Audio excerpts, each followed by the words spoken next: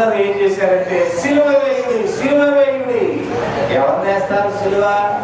శాపగ్రస్తుడైన వారిని, పాపము చేసిన వారిని, అన్యాయస్తులను, దొంగలను సిలువ వేయాలి. కానీ ఒక పరమాత్ముడు, ఏ పాపము లేనివాడు, ఏ శాపము చేయనివాడు, ఆయనను సిలువ వేయమంటే ఎవరికి బాధ వచ్చిందంటే పిలాతు అడుగుతున్నాడు, ఆయనలో ఏ నేరమో లేదు. హల్లెలూయా. ఒక న్యాయాధిపతి చెప్తున్నాడు, ఒక న్యాయాధిపతి తీర్పు తీరుస్తున్నాడు. ఏమని తీర్చాడంటే ఆయనలో ఏ పాపమును నాకు కనబడలేదు. చెప్పండి హల్లెలూయా. అందుకని ఆయన పరిశుద్ధుడు, ఆయన పావనుడు, ఆయన పరిశుద్ధుడుగా ఈ లోకానికి వచ్చిన దేవాది దేవుడు కనుక ఆయనలో పాపం ఉన్నట్లయితే, ఆయనలో శాపం ఉన్నట్లయితే మనమందరము ఆయనను ఆరాధించేవారు కాము.